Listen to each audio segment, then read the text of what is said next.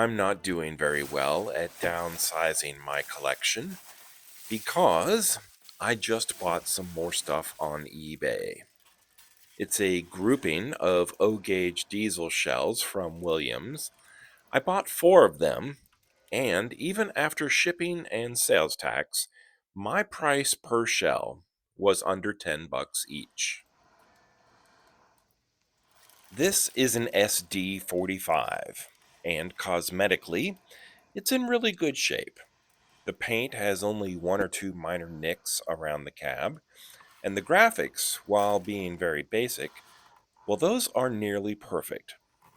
The main reason that these shells were so cheap is because they've largely been stripped of all the trim pieces, including the grab rails, the cab glass, headlamp lenses, and even the roof horn.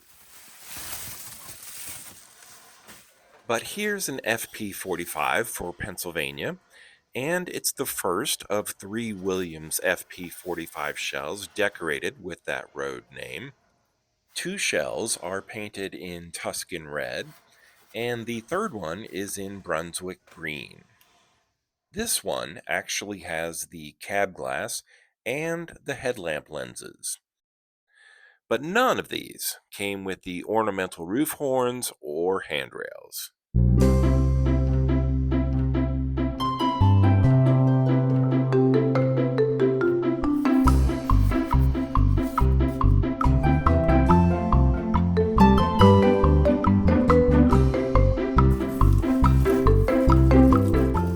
Now comes the second Pennsylvania FP-45.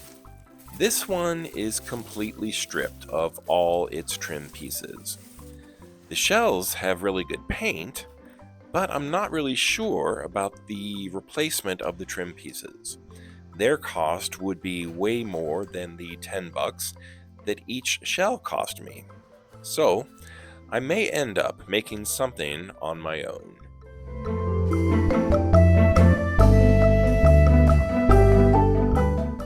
And lastly is the Pennsylvania shell in Brunswick green. I like this color the most, but this locomotive is even missing the red and gold Pennsylvania cab decals.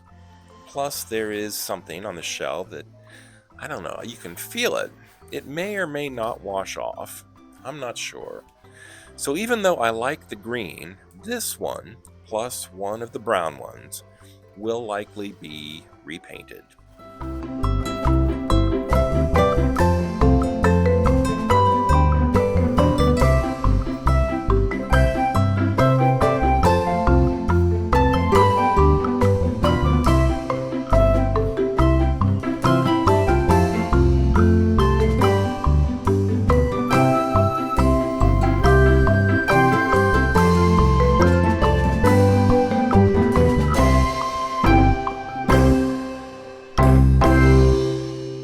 So, what the heck am I going to do with all of these shells?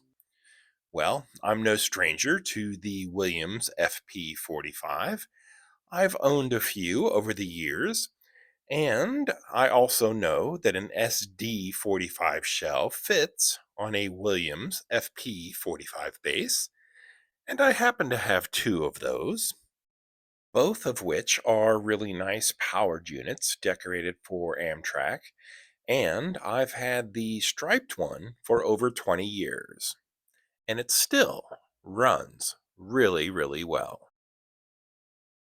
I've had FP-45 shells before, 2 in fact, and both received customized paint jobs and new decals. The first one is in honor of one of my favorite movies, Silver Streak, which starred Gene Wilder, Richard Pryor, and Jill Clayburgh. If Amroad had been a real rail line, they may have switched over to one of these in the 1980s. The decals came from a seller on eBay who calls himself Circus City. Those decals were made for an F unit, but they look good here, as well as a matching Superliner that I also repainted.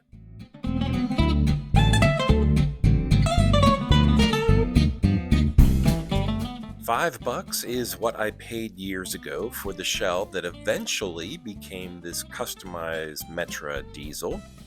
I modified both ends because even back then, most models were missing the grab rails.